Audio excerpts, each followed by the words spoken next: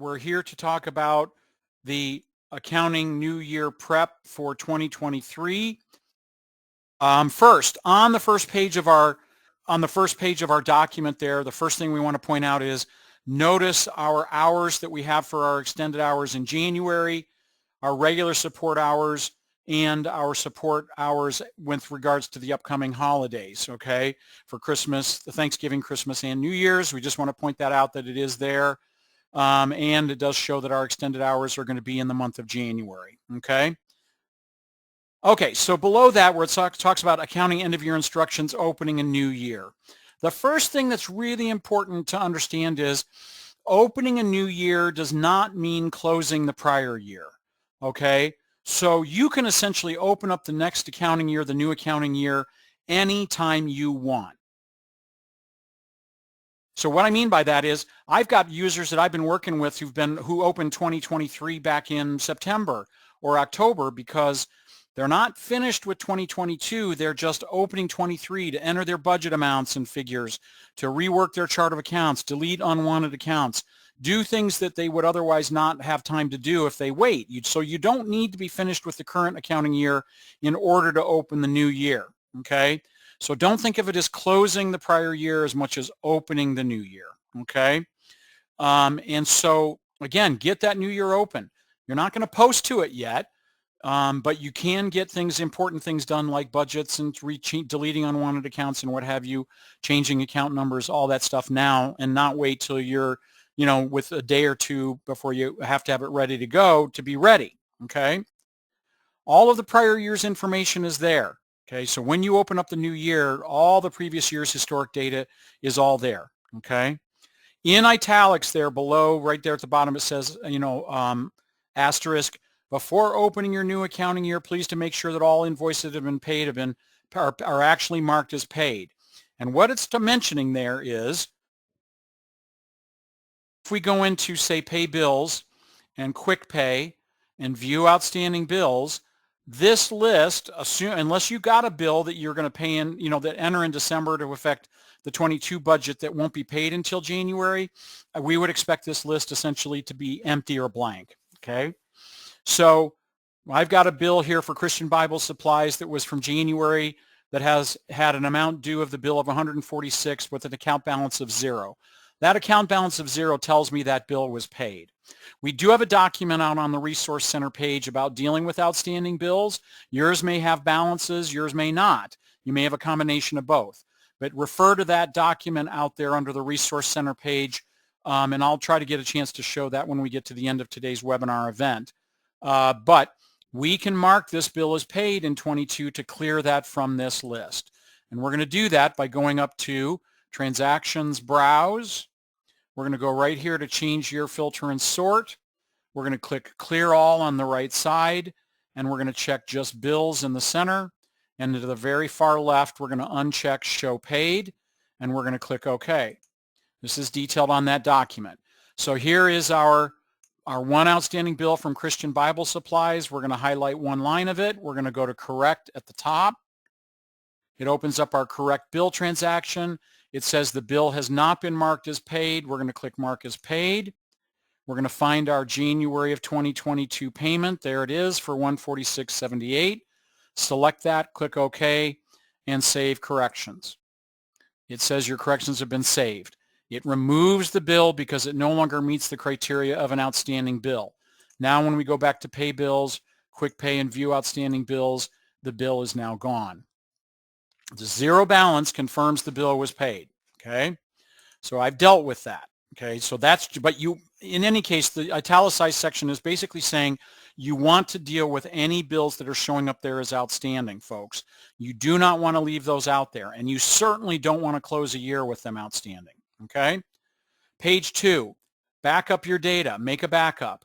Folks, we hope you're making regular backups of your database for Church Windows in its entirety anyway, but you may want to make a special backup before you open the new year simply by going to Administration, Backup, and making a backup of your data, okay? Put it, on a flash drive or on your desktop or something like that, okay? But you may want to make a backup before you open the new year, okay? So now we're going to go into accounting, and we're actually going to go through step 2 there, which is to create the next accounting year. So we're going to go right up here to special functions, manage years in the upper left, and we're going to choose the second option here, set up a new accounting year. So we're going to click that, and it says, are you sure you want to set up the new accounting year? And we're going to click yes. Again, I'm not done with 22. I'm just opening 23. So we're going to click yes. By default, notice it's wanting to check create next accounting year, January through December 23. It also wants to copy our current chart of accounts and our budget amounts from 22 into 23. You do, however, if you have a really bad chart of accounts or things are really dire and you want to establish a line in time, the software will allow me or allow you to set up a new chart of accounts for 23 if you feel that you need to. Okay. So again, it would have to be pretty dire, and if you have questions about that or you think that's something you may need, you're certainly welcome to call us. Our technicians, such as myself, will be happy to discuss that with you. But for the purposes of our webinar, our books are good. We're going to copy our chart of accounts. I'm going to copy my budget amounts because, well, if 60% of my budget changes for my income and expenses and 40% doesn't, I've saved myself some considerable work. Okay. But if all of the accounts change, maybe you don't want to copy your budget amounts, okay? But we're going to do that. So we're going to click OK. It's now going through its gyrations, and now notice that the accounting year here in the upper right says January through December 2023, okay? That note right there below that step 2 says after opening the new year, it talks about how important the step is for updating of the beginning balances. I can go up and update my beginning balances for 2023 right now by going back up to manage years and update beginning balances. But that will only bring forward my balance sheet totals as of, whatever they are as of November 16th. But I know that as I'm continuing to work between 2 accounting years, I may need to update these beginning balances several times, multiple times, okay? So it says, are you sure you want to update balances for January of December 23 from the 22? We're going to click yes. So I have brought forward my balances for my balance sheet as of today. Again, that's the step of the end of year procedure, folks, that allows you to work between 2 different accounting years for as long as you need or want. If you don't update your beginning balances, it could create real problems. So technically, you really should do it and check it. And if you're unsure, do it. It doesn't hurt to do it. It's not going to create phantom balances for you, okay? It's worse if your ending balances for the one year don't match the beginning balances for the next, okay? So if if you look at the balance sheet and you're not sure what you're looking at, go ahead and do it. It doesn't hurt to just go ahead and do it, okay? Middle of page 2 there does talk about closing the year. We do have a hard close function in accounting that allows you to hard close a year, all right? It's not a requirement for Church Windows users to use the feature. It is simply there if you want to use it. And you certainly do not want to close the year too prematurely, okay? Every year I talk with folks who are a couple years into the new year, and they've gone back and closed the previous year, and they've done that, and they can't reopen it. And they call us on support and saying, hey, I closed my year. How do I go back and undo that? And folks, you cannot do that, okay? It's an optional function. It's not required, and definitely don't feel in any hurry to close a year if you choose to do that, because it can be done at any time. But again, it's not even required at all, okay? And you certainly wouldn't want to do it per the bold text there that says if the church is planning on having, say, the 2022 books audited, you would definitely not want to close the year until an audit is complete, if applicable, okay? But if you want to close a year, you would go up to special functions, manage years, and right here near the bottom or 2/3 of the way down, close accounting year. Okay. So you would choose that. It'll say, warning, you will not be able to add change accounts. It says, what accounting year do you want to close? Notice 23 is not even in the list. Well, that's the year we're in, but you can do that. Okay. But we're not going to close any of our years. Again, it's not a required function. You can if you want, but it's not required. At the bottom of page 2, budget information. So now I'm in 23, I can now go up to, say, budgets here at the top left and budget. And right here under the budget window, I can key in or edit or amend or enter my New Year's budget. All right. By simply putting a check mark in the appropriate account, as we see something like right down here under, let's say, loose offering, we're going to budget loose offering income for next year. Check that box. Over here, choose annual, quarterly, or monthly. Put in the amount that you're anticipating receiving, and simply click on the word annual, and notice it auto distributes it across the quarterly and annual, or monthly, excuse me. Okay. There's a video out on the website, or a document out on the website, also under the Resource Center, on more details on working with the budget, of course, folks. And just to let you know, it's out there. Again, we're two-thirds of the way into our webinar today, and I've got another couple pages or page and a half to go through. So I want to make sure we get through this material here. So we're not going to really go into any more detail on the budget here, okay? But let's talk about budget projection, okay? We also have a budget projection tool that right here under budgets, we see budget projection in the upper left. That basically, once you've either have 1 year's worth of transactions or a budget entered, the software can project the next year's budget for you. So right here, it prompts us about our exclusive access. And then right here, it says, it's loading my accounts and the budgets here from the previous year. But basically, it says, do we want to increase or decrease the 2023 budget based on a percentage of last year's either budget or income, actual income? And similarly for our budget expense budget, do we want to increase or decrease based on a percentage of last year's expense budget or last year's actual expenses? And this is just a projection, honey, and a projection of our budget for the new year. So let's say we wanted to say we're going to decrease our income next year by 2% based on last year's budget amount, and we're going to increase this year's expenses 3% based on last year's actual expenses.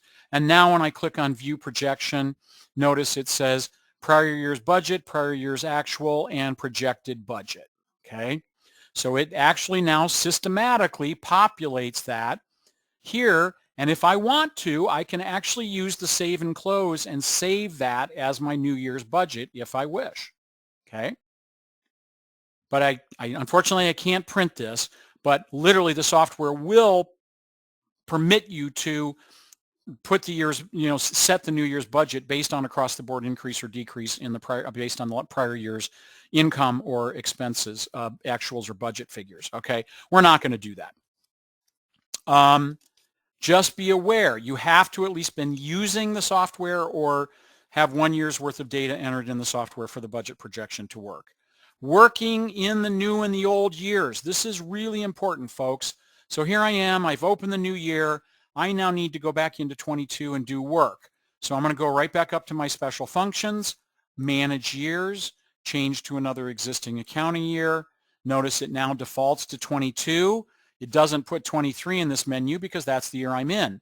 So I choose 22. I click OK. I'm now back in 2022, to continue working through the rest of the year. Okay, and I can toggle back and forth between the two different accounting years the same way by simply going up to special functions, manage years, change to another existing accounting year. And the note there at the bottom, again in the bold, is again stressing and verifying, folks, the importance of ensuring that your beginning balances are updated. Okay, if you update them once when you open the new year and then you don't update them until you begin working in 23, that's perfectly okay. Okay, but what you don't want to do is you don't want to be in 23 working, then go back into 22, make changes, and then not update 23 beginning balances. Okay, and again, the best way to check that is to run your balance sheet. It talks about at the very bottom there about printing your balance sheet through December 31st of say 22, adding the column called beginning balance to the 23 balance sheet, and then comparing those two side by side to to make sure that they show the same balance. year to date on one should have the same exact totals as the beginning balance on the other. They are a second apart, okay, in terms of time, okay? Okay, so again, to reiterate the updating of the beginning balances, I want to go into my new year, change back into 23. I would go back up to special functions, manage years, and update beginning balances. Okay? And you want to confirm, are you sure you want to update balances for the current new year 23 from the old year of 22? Assuming that's correct, we would click yes. Okay? And then it confirms when they've been updated. Okay? So again, if I go up to reports and export financial balance sheet, and I say choose 22, and I run it as of December 31, or today as the case may be. I mean, it should be the same either way, but if I do December 31st and click print, okay, my year-to-date balance shows total assets of $1,733,517. Now, if I close out and I change my year to 23, and I add the column called beginning balance, it's over here on the right under visible columns, and click print, and I now look at the beginning balance column, boom, 1,733,517.67. I have the balances have been updated properly, okay? That you literally should be able to print those two balance sheets side by side, and they should show the same totals. Kind of skip down to the last page, last section there of page 4 to kind of talk through that, but that's okay. Out of order doesn't hurt. Finally, changing the chart of accounts. If you're in 23, you have options to be able to edit and change accounts, folks. It doesn't disconnect them. But if you go into the chart of accounts, and you have several options for this, but if you go to an account here and you go to the tree view tab, you can right-click over accounts and it'll give you an option that says edit, okay? This is typically handy if you're wanting to say edit or change just maybe a couple of accounts, a handful of accounts quickly and easily. Edit supply paster opens it up, allows me to change the account name number, even the subtotal where they belong or where they're residing, and I click OK, and that's changed. But if I've got a number of accounts that need to be changed or edited, it might be better for me to go up to special functions right here under change account number structure. And here, again, exclusive access warning. It shows account number before renumbering, account number after renumbering. Okay, you can even change the number of characters or digits or digits you have in your account numbers here as well. But this is where you can change a bunch of account numbers simultaneously, and then only clicking save at the top right when you're done with the work that you're wanting to make to those accounts. Okay. So let me take. Yeah. So the note there at the bottom of page 4 talks about note editing, deleting an account or changing the account structure in the current year, and in this case 23, would not change those same accounts in prior years. The end of year procedure, folks, separates one year's chart of accounts from the others, okay? So whenever you make changes, say in 23, not going to affect 22 or 21 or earlier, only 23. Now that may not be true moving forward. If you were to go back into 22 and make changes, the system will allow you to bring forward the changes from the prior year, okay? So, folks, I hope you gather from this, go ahead and get that new year open. There's no reason logically to wait for it, okay? You can still work between 22 and 23 at will and update the beginning balances as many times as you need or want. All right, I'm going to go ahead and leave the topic there for today.